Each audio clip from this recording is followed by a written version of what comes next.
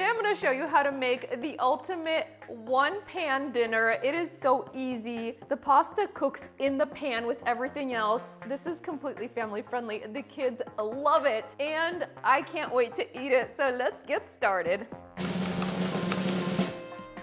Start by oiling a 9x13 casserole dish. I love this little oil sprayer. I will link to it in the notes. Next, we're gonna prep the chicken. I like to cut it in half lengthwise for even and quicker cooking. Now season all over with salt and freshly cracked black pepper. A lot of you like our freakishly large pepper mill, and we got the idea for this actually from a restaurant. Then we searched all over the internet until we had our very own. I will link to this in the notes. Now it's time to hit the stove. Set a large nonstick pan over medium heat and add some olive oil. And I have been really loving these ceramic pans because they are non-toxic and super non-stick. They're great. I will link to this in the notes. Also, a splatter guard works great to keep the stove clean. Saute your chicken breast for about 4 minutes per side or until they're cooked through to an internal temperature of 165 degrees Fahrenheit. Oh. That's done. Now transfer your chicken breasts to a cutting board and let them cool for at least 5 minutes before dicing them up. While the chicken cools, we're gonna prep some of our other ingredients. Coarsely chop your baby spinach leaves. It doesn't have to be perfect, just give them a rough chop. Next, peel and mince 5 garlic cloves. It's gonna seem like a lot of garlic, but don't worry, it'll disappear into the dish and adds great flavor.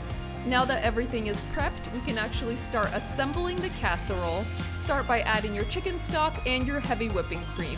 Then add your Orzo pasta. Add the pasta uncooked straight from the package, and the type of pasta you use matters. If it's a cheaper Orzo pasta, use 12 ounces. If it's a higher quality, you can use 16 ounces because it doesn't expand as much. Add your chopped spinach along with your cherry or grape tomatoes. Then half of your cheeses. We've got mozzarella and Parmesan cheese. Now add all of that minced garlic and squeeze in the fresh lemon juice. And this is seriously my favorite citrus squeezer. I've had it for years and it's still going strong. I will link to it in the notes. Season your casserole with some freshly cracked black pepper, some salt, and dried oregano. Also, the chicken has had plenty of time to cool and rest. You're gonna chop it up into bite-sized pieces. You should end up with about 3 cups of chopped cooked chicken. And the good news is, if you want to save yourself even more time with this recipe, you can totally use leftover chicken or rotisserie chicken. Add your cooked chicken to the pan and stir everything to combine. Once that's stirred, I do like to flatten the top with my spatula just so it's in an even layer. Now sprinkle on the mozzarella and Parmesan that we saved to form a beautiful cheesy crust as it bakes in the oven. You'll want to bake that uncovered in a preheated oven at 375 degrees Fahrenheit for about 40 to 45 minutes. It really depends on the type of pasta you use, or you can cook it until your desired pasta tenderness. And that is exactly how I test if it's done. Put a spoon in it and check to see where the pasta is at. When it's done, it should also be golden and bubbly.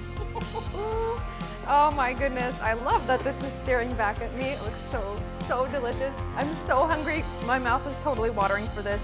Let's just go ahead and dig in. You do want to let it rest for about 10 minutes once it comes out of the oven. Otherwise it can be a little watery, so you want that to set, absorb, thicken up a little bit, and then we stir to combine. And look at how creamy and cheesy and saucy this is. Oh, it's so good. This is the ultimate chicken Orzo bake. So good. Okay, let's dive in. Enough talking, more taste testing. And make sure you stir gently because you don't want all of those tomatoes to burst, but oh my goodness, when they do, oh, the juiciness from them gets into the casserole. It's so good. Look at this. Take a look at how creamy and saucy this is, and all that pasta absorbs that flavor. It's so good, I'm telling you. It's also cheesy. Remember, there's lots of cheese in here, lots of protein from the chicken. This is literally the ultimate pasta bake, and it's so easy. Oh my goodness, try this. You guys are gonna make it over and over. Seriously, so yummy. Okay, we're gonna plate this. I cannot wait anymore.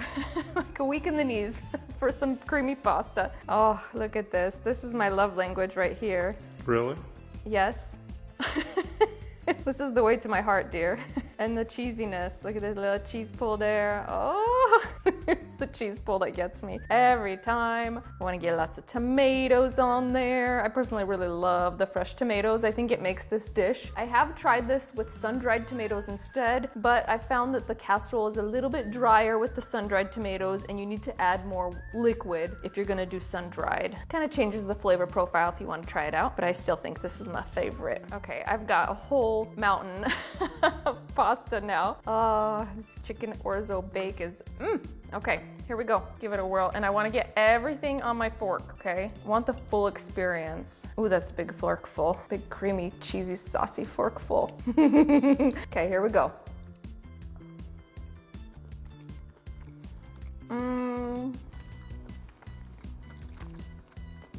10 out of 10.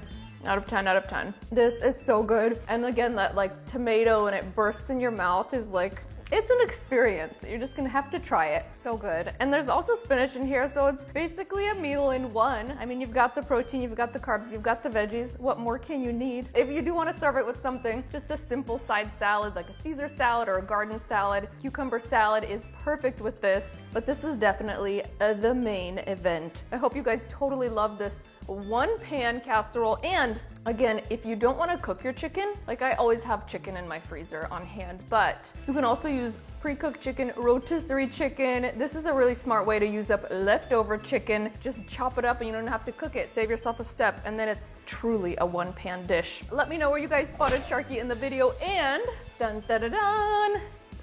If you haven't checked out our cookbook already, I have some really good pasta recipes. All of the recipes in this book, like the focus was easy, family-friendly, go-to recipes for weeknight meals. So I'm sure you guys are gonna find a lot of favorites here. And I will link to this in the comments. Let me know if you have any recipe requests. I'd always love to hear from you, and we'll see you on the next episode of Natasha's Kitchen. I'm talking fast. That's because I want to eat my pasta.